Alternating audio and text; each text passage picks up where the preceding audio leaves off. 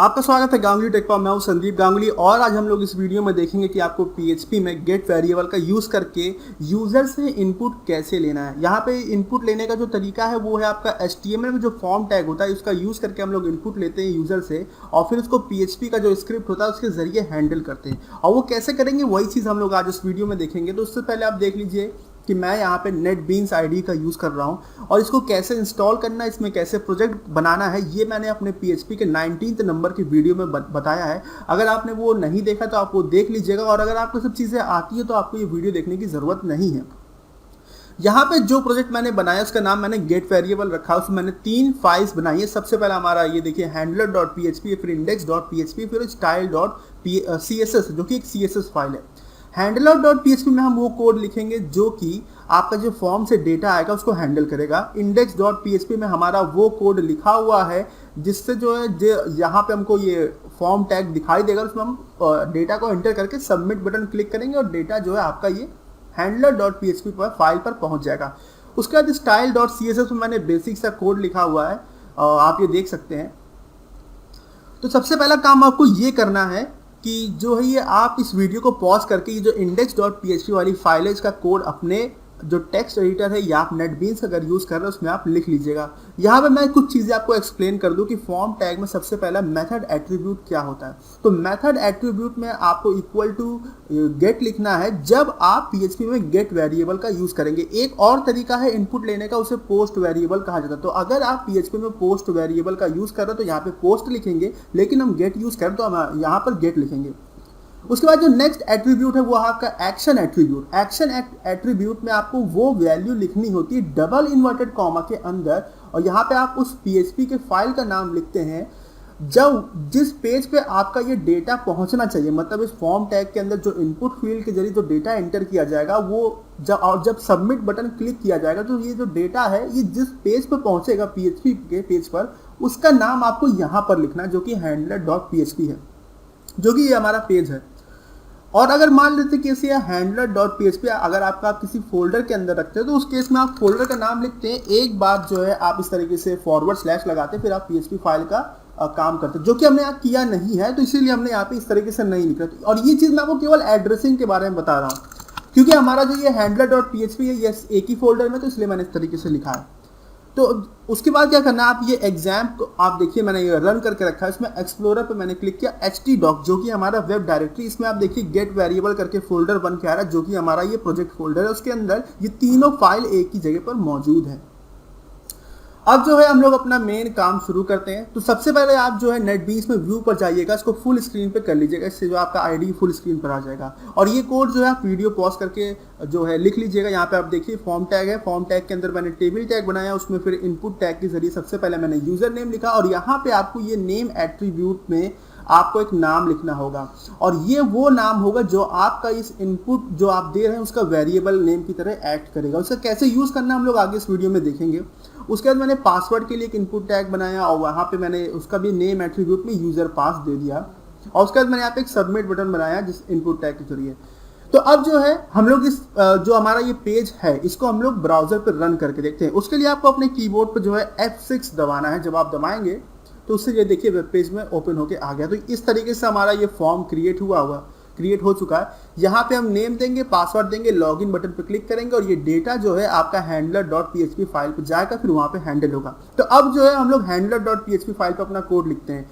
तो सबसे पहले हम लोग जो है यूजर नेम जो है हम उसको प्रोसेस करेंगे। कैसे करना है वो हम लोग देखते हैं। तो जब भी आप जो किसी फॉर्म से जब डेटा लेते हैं इनपुट से, तो सबसे पहले आपको जो काम करना है वो आपको एक इफ कंडीशन में कुछ चेक्स करने हैं। सबसे पहले आपको इफ लिखना है, उसके बाद आपको ब्रैकेट लगाना है, फिर आपको एक फंक्शन का यूज़ करना है जिसका नाम है isSet। फिर आपको इस तरीके से ब्रैकेट लगाना है और इसमें सबसे पहले आपको जो है गेट वेरिएबल यूज़ करने का तरीका मैं यहाँ पे दिखाता हूँ। गेट वेरिएबल यूज़ करने के लिए आपको डॉलर लगाना है, अंडरस्कोर लगाना है, कैपिटल में गेट लिखना है, स्क्वायर ब्रैकेट लगाना है, इसके अंदर आपको डबल इन्वर्टेड कॉमा लगाना है और इसके अंदर आप वो नाम लिखेंगे जिस इनपुट फील्ड के लिए आप डेटा का मतलब चेक करना चाहते हैं यहाँ पे। और इस सेट फंक्शन करता ये है कि ये जो है आप जो वेरिएबल पास करते हैं उसको लेता है और चेक करता है कि ये वेरिएबल जो है ये क्रिएट हुआ भी है या नहीं है। अगर जो वेरिएबल है वो क्रिएट हुआ है तो आपका ये फंक्शन रिटर्न जो है ट्रू वैल्यू करता है, अगर नहीं किया है तो वो रिटर्न वैल्यू फॉल्स करता है। तो ये वेरिएबल क्रिएट हुआ है या नहीं हुआ है, मतलब सेट हुआ है या नहीं सेट हुआ, यही चेक करने के लिए हम इस सेट का यूज करते हैं और हर इनपुट फील्ड के साथ आपको इसका यूज करना पड़ेगा इस तरीके से इफ में। और यहाँ पे सबसे पहले जो आपका ये डबल इन्वर्टेड कॉमा, इसमें कौन सी वैल्यू लिखनी है वो मैं आपको बताता हूँ। तो index.php फाइल पर जाते हैं। सबसे पहले जो हम नेम इनपुट के लिए चेक कर रहे हैं और यहाँ पे जो नेम आप लिखा है उसमें जो इनपुट टैग है इसमें आप देखिए नेम एट्रीब्यूट है। यहाँ पे जो हमने जो वाली वैल्यू लिखी यूजर नेम, यही वाली वैल्यू हमको यहाँ पर लिखनी पड़ेगी इसके अंदर। तो हमने यूजर नेम लिखा और ये जो आपका जो गेट वेरिएबल है ये आपका एक एसोसिएटिव एरे की तरह होता है। और ये क्या होता है ये मैं आपको पहले की वीडियो में बता चुका हूँ। तो सबसे पहले आपको इफ स्टेटमेंट इस तरीके से लिखना है। इसमें आपको इस सेट फंक्शन का यूज करके इसमें आपको जिस इनपुट फील्ड का आप जो वैल्यू लेने जा रहे हैं उसको आपको लिखना है। उसके बाद फिर आपको एंड ऑपरेटर का यूज करके आपको चेक करना है कि ये जो वैल्यू जो वेरिएबल है उसमें जो ये जो वेरिएबल है यूजर नेम आपने जो इनपुट फील्ड आया उसकी वैल्यू एम्प्टी तो नहीं है। तो वो करने के लिए आपको पहले ये नॉट वाला सिंबल लगाना है, एम्प्टी लिखना है जो कि आपका इनबिल्ट फंक्शन है पीएचपी का। स्क्वायर ये पैरेंथेसिस लगाना है, इसमें डॉलर लिखना है, अंडरस्कोर सेम गेट लिखना है, स्क्वायर ब्रैकेट लगाना है, आपको ये डबल इन्वर्टेड कॉमा लगाना है, यहाँ पे सेम आपको यूजर नेम लिखना होगा। और उसके बाद फिर आपको ये करली ब्रैकेट्स लगा लेने हैं और उसके अंदर फिर आपको जो कोड लिखना है वो मैं आपको बताने जा रहा हूँ।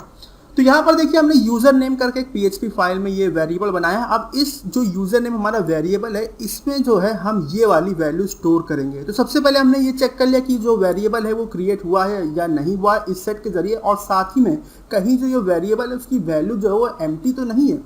तो यहाँ पे हमने यूजर नेम लिखा। अगर ये दोनों चीज़ ट्रू हो जाती है तो इसका मतलब क्या है, सब चीज़ ओके है। हम ये यूज़र नेम पर जो है ये जो इस वेरिएबल में जिस समय जो वैल्यू यूज़र नेम ये अपना जो पीएचपी का वेरिएबल है उसमें स्टोर करा देंगे। इसके लिए हमने उसको इक्वल लिखा, डॉलर लिखा, अंडरस्कोर गेट लिखा, स्क्वायर ब्रैकेट लगाया, सेम वही आपको यूज़र नेम यहाँ पर लिखना है और फिर आपको सेमीकोलन लगाना है। और याद रखिएगा कि जब भी आप इनपुट ले किसी फॉर्म से, मतलब HTML फॉर्म से, तो हमेशा आपको एक फंक्शन का यूज़ करना है जिसे हम कहते हैं HTML एंटिटीज़। HTML लिखिए, ई लिखिए और ये देखिए आपका यहाँ पे आ गया। फिर आपको एंटर दबा देना है और यहाँ पे आपको वो गेट वेरिएबल का नाम लिखना है जिसके लिए आप यहाँ पे मतलब इनपुट ले रहे हैं, जो कि यहाँ पे यूजर नेम के लिए। तो हमने यहाँ पे इसको सेलेक्ट किया, हटाया, Ctrl+V दबाया तो इस तरीके से हो गया। तो मतलब ये है कि जब भी आप HTML फॉर्म से इनपुट लेंगे मतलब यूजर से, तो आपको HTML एंटिटीज फंक्शन के थ्रू लेना है, इस तरीके से लेना है। ये चेक्स करने हमेशा हर इनपुट फील्ड के लिए आपको ये करना होगा। तो इस तरीके से हो गया। अब अगर ये कंडीशन जो है ट्रू नहीं होती, मतलब यहाँ पे फॉल्स हो जाती है, तो उस केस में हम क्या करेंगे, हम अपना पीएचपी जो स्क्रिप्ट है इसको स्टॉप कर देंगे। इसके लिए एक फंक्शन है जिसका नाम है एग्जिट। आपको एग्जिट लिखना है और इस एग्जिट के अंदर आपको डबल इन्वर्टेड कॉमा में वो मैसेज लिखना जो आप यूजर को दिखाना चाहते हैं। जैसे कि मैंने लिखा एंटर योर नेम। मतलब अगर ये वाली कंडीशन फॉल्स हो जाती है तो इसका मतलब ये होगा कि जो यूजर है उसने अपना नाम जो है एंटर ही नहीं किया है। तो हमने ये लिख दिया और उसके बाद फिर हमने यहाँ पे एक BR टैग लगा दिया जो कि ब्रेक लाइन का, फिर हमने सेमीकोलन लगा दिया। तो इस तरीके से जो है हमारा यूजर नेम हो गया। अब हम यही सेम काम हमको पासवर्ड फील्ड के लिए करना है। वही सेम आप इफ स्टेटमेंट बनाइए, इस सेट वाला फंक्शन लिखिए, पैरेंथेसिस लगाइए, इसमें गेट वेरिएबल आपको ये बनाना है इस तरीके से, dollar underscore get, square bracket लगाना है, स्क्वायर ब्रैकेट के अंदर डबल इन्वर्टेड कॉमा में जो आपका जो यूजर पासवर्ड के लिए जो आपका इनपुट फील्ड है उसमें जो नेम एट्रीब्यूट की जो वैल्यू है जो कि यहाँ पे यूजर पास है वो आपको यहाँ पे लिखना होगा। यूजर पास हमने यहाँ पे लिखा, फिर हमने यहाँ पे एंड ऑपरेटर लगाया, फिर हमने नॉट एम्प्टी चेक किया क्या वो जो है एम्प्टी तो नहीं है।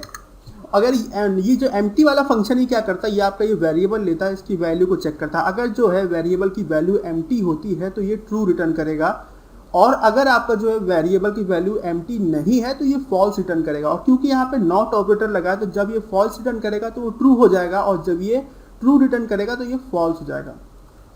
तो सेम वही काम करते हैं। फिर हमने ये किया, गेट किया, हमने यहाँ पे लिखा यूजर पास, और ये जो स्पेलिंग है वो आपकी एग्जैक्टली सेम होना चाहिए जो आपने ये फॉर्म टैग में आपका यहाँ पे नेम एट्रीब्यूट में मतलब इनपुट टैग में नेम एट्रीब्यूट में यूज किया। नेम में जो आप नाम लिख रहे हैं इसमें कोई भी मिसमैच नहीं होना चाहिए। तो वापस हम लोग यहाँ पे जाते हैं, ये हमारा कंप्लीट हो गया। हमने स्क्वायर ये करली ब्रैकेट्स लगाए, इसके अंदर हमने सेम वही काम करना है। हमने अपना यूजर पास वाला जो वेरिएबल लिखा है equal to HTML entities function का यूज करना है, उसके थ्रू इनपुट लेना है, आपको डॉलर लगाना है, अंडरस्कोर गेट लिखना है, इस तरीके से स्क्वायर ब्रैकेट लगाना है, डबल इन्वर्टेड कॉमा लिखना है, फिर आपको यूजर पास यहाँ पे लिख देना जो कि उस वेरिएबल का नाम है, इनपुट फील्ड के वेरिएबल का नाम है। सेमीकोलन आपने यहाँ लगा दिया, कंप्लीट हो गया। अगर ये कंडीशन फॉल्स हो जाती है तो वही सेम चीज़ आपको एल्स लिखना है, यहाँ पे एग्जिट वाला फंक्शन का यूज़ करना है, डबल इन्वर्टेड कॉमा में आपको वो मैसेज लिखना जो आप यूजर को दिखाना चाहते हैं, जैसे कि enter your password. Enter your password हमने कर दिया, उसके बाद हमने यहाँ पे इस तरीके से BR टैग बना दिया और ये हो गया। तो अब अगर ये होता है कि जैसे कि मान लीजिए जैसे यहाँ पे सबसे पहले यूजर नेम के लिए कंडीशन चेक होगी, तो अगर ये ट्रू कर जाता तो यूजर नेम हमारा सेट हो जाएगा, एल्स वाला ब्लॉक एग्जीक्यूट नहीं करेगा। पासवर्ड के लिए फिर चेक करेगा, पासवर्ड भी अगर आपका सब कुछ ट्रू हो जाता है, सही निकलता है, पासवर्ड भी सेट हो जाएगा, तो एल्स वाला ब्लॉक एग्जीक्यूट नहीं करेगा। अगर इन दोनों में से किसी एक में भी गड़बड़ी आती है तो एल्स वाला जो है ब्लॉक एग्जीक्यूट करेगा। एग्जिट वाले इस फंक्शन से जो आपका PHP स्क्रिप्ट जो वहीं पर रुक जाएगी, ये मैसेज आउटपुट में आ जाएगा, मतलब एरर होने पर, कोई गलती होने पर। और अगर नहीं होता तो ये कोड जो है आगे बढ़ जाएगा। तो हम लोग यहाँ पे फाइनल कोड अपना लिखते हैं। तो हमने क्या किया, जो हमने यूजर से इनपुट लिया वो हमने आउटपुट में दिखा दिया। तो उसके लिए मैंने यहाँ पे नेम लिखा, कर्ली ब्रैकेट्स लगाए आपके यहाँ पे डॉलर, हमने अपना यूजर नेम जो वो लिख दिया यहाँ पे, फिर हमने यहाँ पे BR टैग लगा दिया और फिर हमने यहाँ पे ये सेमीकोलन, फिर हमने इको लिखा, फिर हमने यहाँ पे जो है पासवर्ड लिखा और फिर हमने यहाँ पे आपका ये कॉलन लगाया, फिर हमने यहाँ पे ये कर्ली ब्रैकेट्स और जो आपका यूजर पास वाला जो वेरिएबल है उसका नाम लिखा, फिर से एक BR टैग लगाया, फिर ये सेमीकोलन लगा दिया। तो इस तरीके से जो आपका handler.php फाइल का कोड हो गया। अब हम क्या करेंगे, अब हम इसे रन करते हैं इस ब्राउजर को। तो उसके लिए सेम वही प्रोसीजर है, आप F6 दबाइए तो ये आपका ब्राउजर में खुल के आएगा। अब जो है सबसे पहले जो हम लोग खाली भेजते हैं, हम लोग यहाँ पे जो है नाम और पासवर्ड कुछ देते नहीं, हमने लॉगिन पे क्लिक कर दिया। तो ये देखिए लिख के आ रहा है कि एंटर योर नेम। तो क्या हुआ कि आपका जो है ये सबसे पहले handler.php में गया, यहाँ पे इस सेट में उसने चेक किया तो यहाँ पे कंडीशन फॉल्स हो गई, क्योंकि हमने खाली भेजा था, एम्प्टी था, तो इसलिए कंडीशन फॉल्स हो गई। एल्स वाला ब्लॉक एग्जीक्यूट हुआ और आपका जो PHP स्क्रिप्ट थी वो स्टॉप हो गई। फिर आप जो है फिर से हम लोग ब्राउजर में जाते हैं और ये ब्राउजर में गए तो यहाँ पे हम लोग फिर से बैक करते हैं, यहाँ पे नाम हम लोग कुछ दे देते हैं, पासवर्ड छोड़ देते हैं, लॉगिन पे क्लिक करते हैं तो देखिए लिख के आ रहा है एंटर योर पासवर्ड। तो क्या हुआ, तो ये जब पासवर्ड के लिए इसने चेक किया तो इसे यूजर पास के लिए, तो वहाँ पे ये वाली कंडीशन फॉल्स हो गई, एल्स वाला ब्लॉक एग्जीक्यूट कर गया और जो आपका जो PHP स्क्रिप्ट है वो स्टॉप हो गया। अब हम लोग क्या करेंगे, पासवर्ड और यूजर नेम दोनों ही देंगे, देखिएगा PHP का जो है स्क्रिप्ट जो स्टॉप नहीं होगा। तो मैंने यहाँ पे संदीप दे दिया, पासवर्ड में मैंने कुछ भी दे दिया, उसके अंदर लॉगिन पे क्लिक कर दे तो आप देखिए नेम और पासवर्ड हमारा प्रिंट हो गया। अब मैं आपको कुछ चीज़ें बताता हूँ कि जब आप गेट वेरिएबल का यूज़ करते हो तो आप देखेंगे जो एड्रेस बार, यहाँ पे देखिए एड्रेस बार में इस तरीके से आपका इस बन के आता है। जैसे आप ये देख रहे हैं यूज़र नेम द्वारा जो है ये आपका यूज़र नेम जो आपका यूज़र नेम का जो इनपुट था वहाँ पर इसका ये वैल्यू है, फिर यूज़र पास में आपका ये वैल्यू है।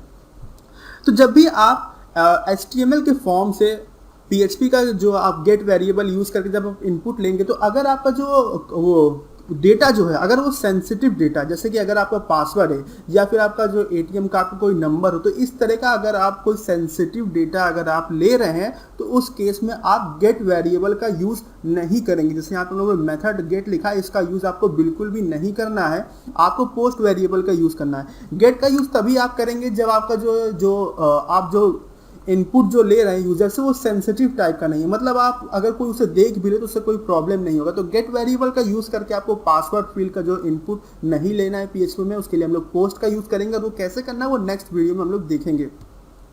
तो अब अगर आपका इस वीडियो से जुड़ा कोई भी डाउट हो तो आप कमेंट सेक्शन में पूछ लीजिएगा, और अगर अभी तक आपने मेरा चैनल सब्सक्राइब नहीं किया है तो आप कर लीजिएगा, जिससे कि सारे फ्यूचर अपडेट्स आप तक पहुँचते रहे। और ये वीडियो देखने के लिए आपका धन्यवाद।